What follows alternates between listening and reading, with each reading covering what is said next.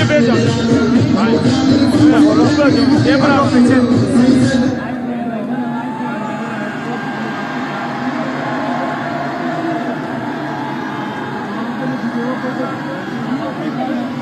बिस्मिल्लाहिर्रहमानिर्रहीम।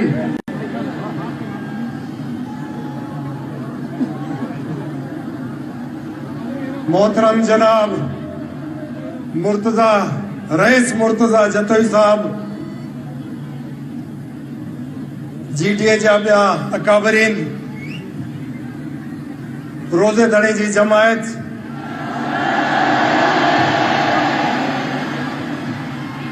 ॿिया सियासी वर्कर, नेक मर्दो, आयल हिते असां जूं न्याणियूं अमड़ियूं भेनरूं, मीडिया जा दोस्तों, और खास तौर ते मुझा सोशल मीडिया जा नौजवान दोस्तों,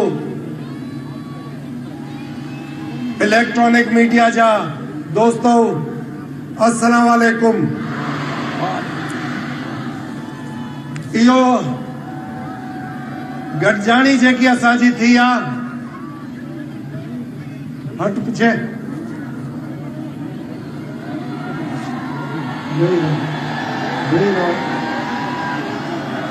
इहा जेकी गॾिजाणी असांजी थी आहे मोरे में, इहा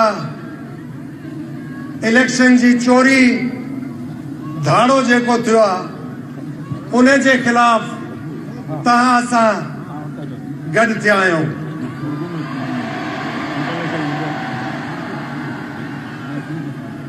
ये जो इलेक्शन 8 फरवरी को हुआ है, उसमें जो आप लोगों के कीमती वोट चोरी हुए, डाका पड़ा है आप लोगों के अनमोल वोट के ऊपर, हम सब उसके लिए आज इधर जमा हुए और अपना इजहार कर रहे हैं कि हम लोगों का एक ही मुतालबा है कि जो हमारा कीमती वोट है उसको रायगा हम नहीं जाने देंगे।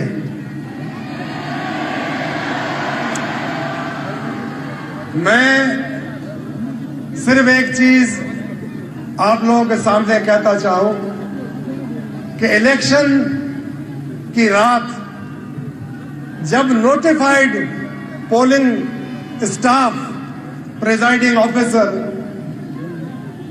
RO के दफ्तर में मौजूद था, उसको हटा दिया गया और जो इनके अपने दरबान मुंशियों के बच्चे, उनको प्रिजाइडिंग के लिए, पोलिंग स्टाफ के लिए ड्यूटी पे भेज दिया गया, जिसमें हमने बोला कि जो नोटिफाइड ऑफिसर हैं वो होते हुए आप लोग इनको क्यों भेज रहे हैं। तो बाद में पता चला नोटिफाइड जो ऑफिसर हट गए थे तो नोटों का कारनामा था, जिस नोटों ने इनके अंदर इतना जज्बा डाला कि ये नोटिफाइड को भी हटा दे और खुद भेज दे अपने आदमी। तो ये मेरा गुजारिश होगी, इलेक्शन हुआ है सुप्रीम कोर्ट के हुक्म पर, चीफ इलेक्शन कमिश्नर साहब ने इसको करवाया है और DRO, RO और ARO सब कमिश्नर, असिस्टेंट कमिश्नर मुख्तियार का टाइप इन्होंने रखे। अब पिछले 15 साल से पटवारी से लेकर चीफ सेक्रेटरी तक, ASI से लेकर IG तक, सब तो इनके मुलाजमत करते रहे हैं। मुझे आप बताओ, आपके घर में या आपकी दुकान में या आपके स्टोर पे कोई अगर 15 साल मुलाजमत करता हो, उसके बच्चे भी मैट्रिक पास हो चुके हो, तो वो आपसे वफा करेगा या आपके पड़ोसी से वफा करेगा?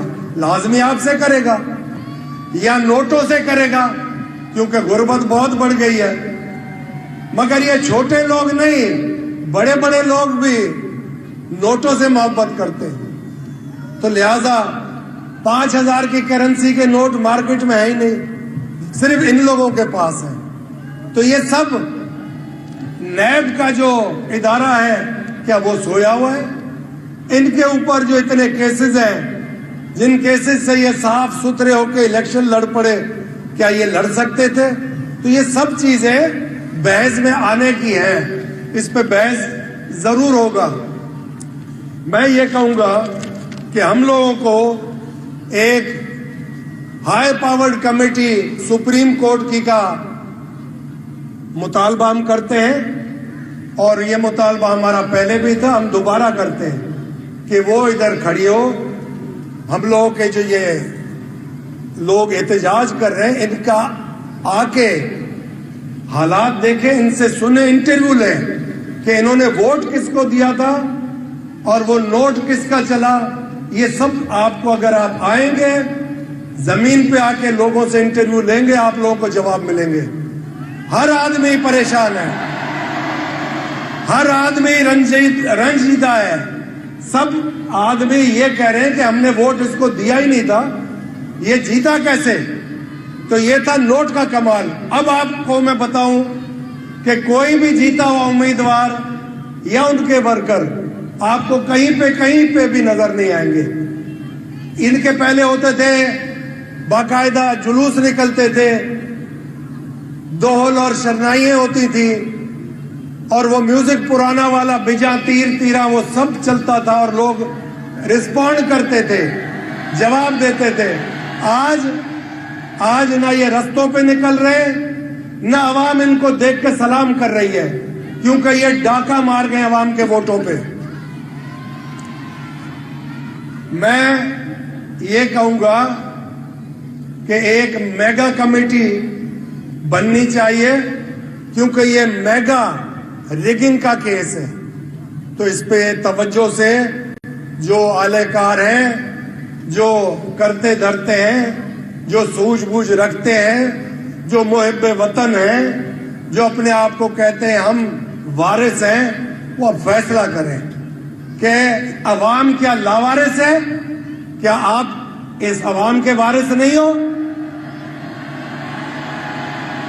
अगर अवाम के भी आप वारिस हो, मुल्क के भी आप वारिस हो, सबके आप वारिस हो, तो वारिस का काम है हक तलफी ना करें। जिधर हक तलफी हो उधर अपनी छड़ी उठा के दिखाए कि नामुमकिन है ये हक तलफी। मेरे लिए पाकिस्तान के चारों सूबे बराबर हैं, किसी सूबे को एहसास महरूमी का शिकार आप उम्मीदें नहीं बनाएंगे।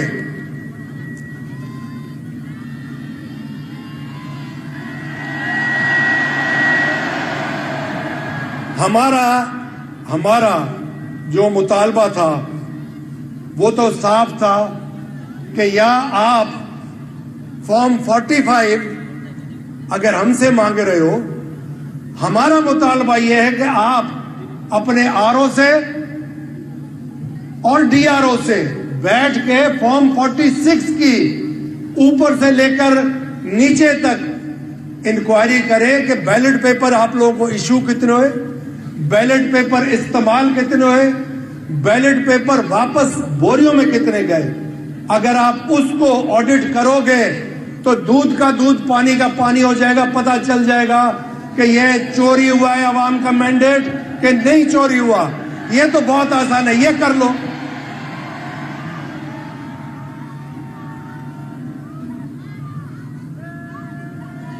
हम एक और आप सब दोस्तों को गुजारिश करते हैं कि देखें, एक कल भी इन्होंने आवाज टीवी पे खबर चलाई जो कि गुमराह करने के लिए खबर थी। मैं वाजे आपको आज फिर अनाउंस करके कह रहा हूं कि पीरसा पगारो लीड कर रहा है जीडीए को। पीरसा पगारो हेड है फंक्शनल मुस्लिम लीग का। दोनों एक चीज है, ये लोग जमात जीडीए के दोस्तों के साथ चलता रहूंगा जब तक इनका चोरी हुआ मैंडेट, इनका वोट वापस नहीं लेते। हम रोडों पे, रस्तों पे एहतजाज आइन के अंदर रहते करने का हक रखते हैं। अगर मैं पूछता हूं इधर अभी हम लोगों के बीच में अगर जेब कतरा पकड़ा जाए, उसके साथ आप क्या सलूक करोगे?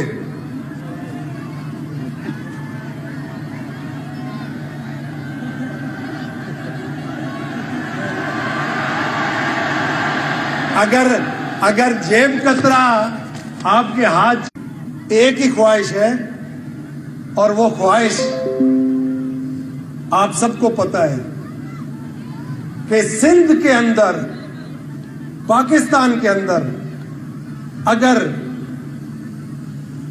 गरीब का एक वोट आप नहीं बर्दाश्त कर सकते, तो मैं समझता हूं ये खतरनाक बात है, क्योंकि गरीब के पास एक वोट है, उस वोट को भी अगर वो इस्तेमाल न करे और फैसला कोई और कर दे, तो वो अब गरीब बर्दाश्त नहीं करेगा।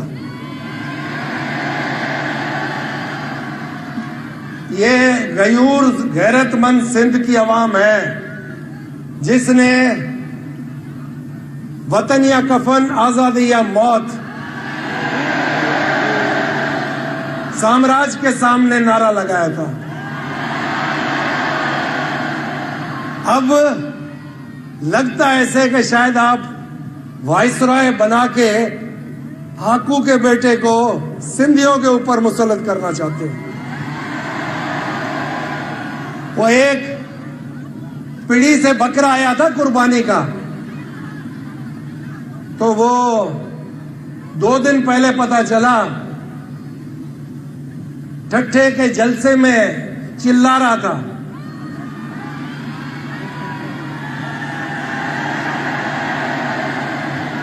तो मैंने कहा जहन में कि अभी बालिग नहीं है, चिल्लाने दो, जब बालिग होगा तो उसको पता चलेगा सूर्य की औलाद क्या है, पीर पगारो क्या है।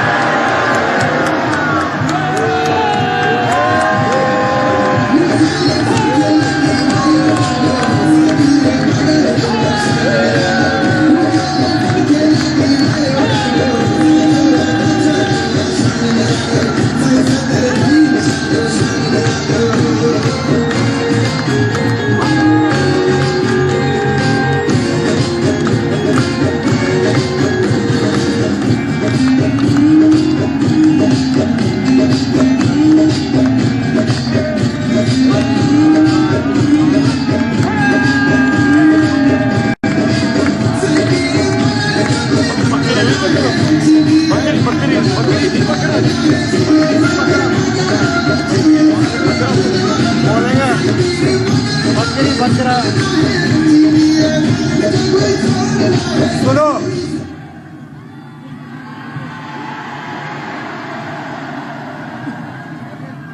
एक और चंद साल पहले हैदराबाद में गाड़ियों की दलाली करता था, वो भी बोलने लग गया बहुत ज्यादा।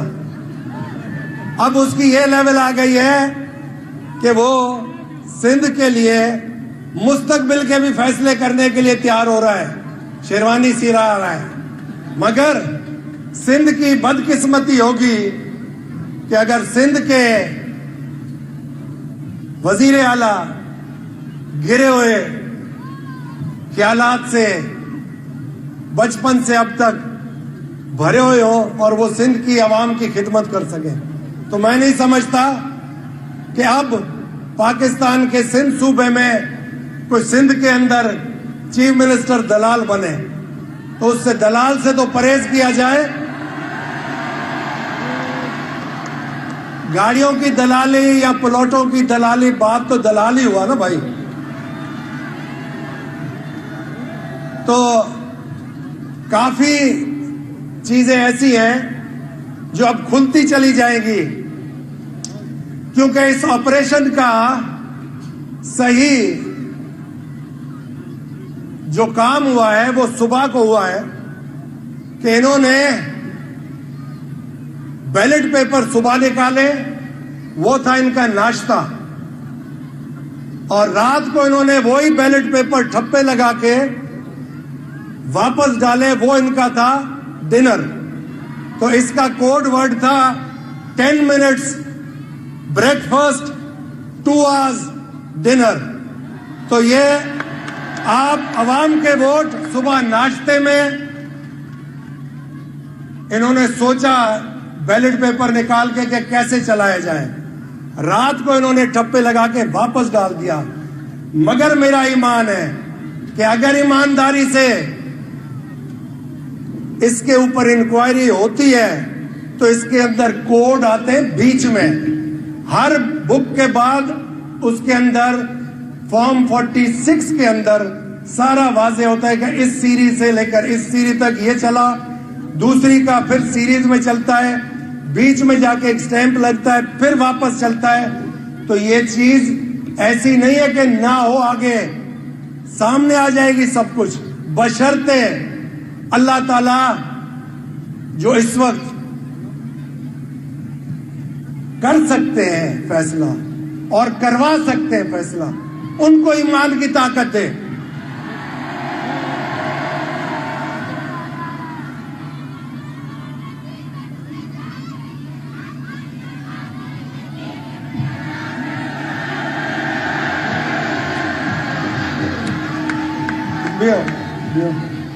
जो हकीकत है उसको अवाम के सामने अगर आप ले आते हैं तो मैं नहीं समझता अवाम ऐसे सड़कों पे आएगी।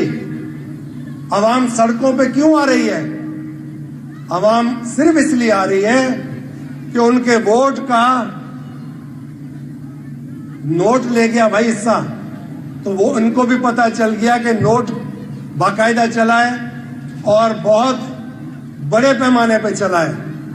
तो हमारी कोशिश है आप सबकी नेक नियति देख के, आपका ईमान का जज्बा देख के, आगे हम लोग जब चीजों को लेके चलेंगे आप लोगों की बेहतरी के लिए अल्लाह ताला हम लोगों को हिम्मत दे, जज्बा दे, आप सबकी खिदमत भी कर सके। और आप सबको एक और मैं कहता चलूं बात कि हम लोगों के इधर जितने भी दोस्त हैं वो एक दूसरे के साथ बगैर मतलब के हाथ में हाथ देके आप लोगों की आवाज बनने के लिए 23 तारीख को कराची में 4 बजे और 3 बजे 4 के बीच में मीटिंग है। उसके बाद मजीद प्लान बनेगा और वो प्लान आप लोगों के लुटे हुए वोट को वापस लाने के लिए प्लान बनेगा।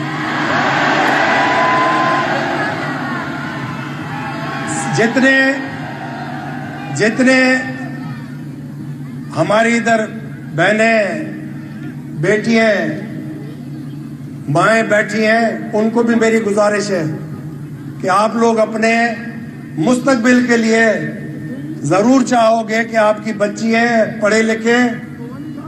पढ़ी लिखी होंगी तो कुछ कर सकेंगी, और उसके बाद पढ़ी लिखी होने से ये बेहतर होगा अपनी औलाद, जब उनकी शादी होगी तो औलाद को भी घर में पढ़ा के उनका मुस्तकबिल भी बेहतर कर सकते हैं। मगर शर्त यह है कि ना इधर रोड है, जो बने हुए थे वो बर्बाद हो गए, MNR के पैसे गए, ना स्कूल है उसके MNR के पैसे भी गए, ना दवाइयां हैं, ना अस्पताल है, ना ही कोई ऐसा निजाम है जिसके अंदर आप लोग महफूज समझ के अपना आगे का कोई कारोबार सोचे। तो हर तरफ ऐसा निजाम बन गया है कि एक खौफ की फिजा है। और अल्लाह करे खैर, हम चाहते हैं कि आप लोगों के लिए पाकिस्तान में अमन ही अमन हो, हर सूबा आपको वेलकम करे, आपके पास तालीम इतनी हो और इस मुल्क के बाहर भी आप जा सके तालीम याफ्ता होके इस मुल्क की भी खिदमत कर सके। तो मेहरबानी करके आप अपनी बच्चियों को जरूर पढ़ाएं, जितना पढ़ेंगी उसका मुस्तकबिल बच्ची का भी होगा, बच्ची के आगे शादी के बाद आगे जिंदगी में भी बेहतर होगा। तो आप सब दोस्तों को इतना मैं कहता चलूं कि हम आप एक मुट्ठी है। बाकी हमारे इत्तेहादी जमात JUI कराची में जमात इस्लामी के थे, हाफिज नईम, उनको आना था, नहीं आ सके। लतीफ पलीजो साहब, हमारे अयाज लतीफ, हमारे लियाकत जतोई साहब, मुर्तजा खान और हमारे जो इत्यादि हैं, उन सबको आप देख लें, ये सब जद्दोजहद में आपके साथ शाना बशाना खड़े होंगे। और ईमान है मेरा कि इनमें से एक भी पीछे नहीं हटेगा जब तक आप पीछे नहीं हटोगे, जब तक आप साथ दोगे, जब तक आप बुलाओगे, हम आपके पास हाजिर होते रहेंगे। आपके जायज बुनियादी हकों का तहफ़्फ़ुज़, जायज बुनियादी हकूक़ आपके दरवाजे पे, ये सब हमारा मंशूर है। मगर ठट्ठे में मंशूर किसी ने नहीं सुनाया। मैं तो हैरान था, शायद अभी बोलेगा हमारा मंशूर है रोटी का प्रमक्का। ना गरीब के पास रोटी बची, ना कपड़ा बचा, ना मकान बचा।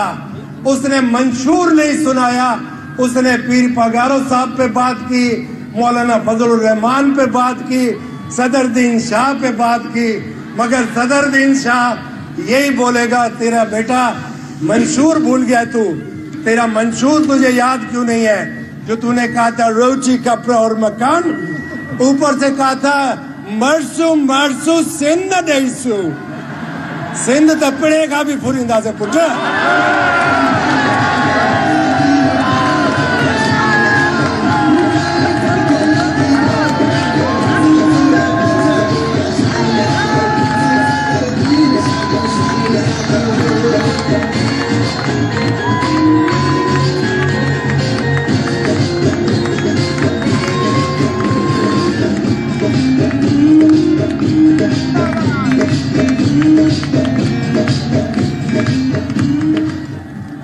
वो 10 रुकाती मंशूर जो इनका था इलेक्शन से पहले, जिसमें काशिफ अब्बासी साहब ने इससे पूछा कि आप जो मंशूर बना रहे हो 10 रुकाती, ये हमारे मुल्क की मैशियत को देखते हुए नामुमकिन है और ना आप ये मंशूर आवाम तक पहुंचा सकते हो। तो उस वक्त इसने कहा कि आवाम को ख्वाब दिखाने में जाता क्या है? वही अवाम आज सामने खड़ी है, ख्वाबों की दुनिया खत्म, अब अवाम सामने है। आंखें खोल के देखो, अवाम ख्वाब नहीं देख रही, ये अवाम हकीकत में सामने खड़ी है।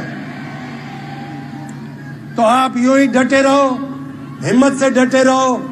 अल्लाह ताला आपको खुश रखे, आबाद रखे, बछड़ा कखड़न में आबाद हो, जो इन्हें दुनिया में आखिरत में आला मकाम अता फरमाए अल्लाह ताला ताके। आमीन या रब्बुल आलमीन। पाकिस्तान जिंदाबाद, ताज सब भी जिंदाबाद।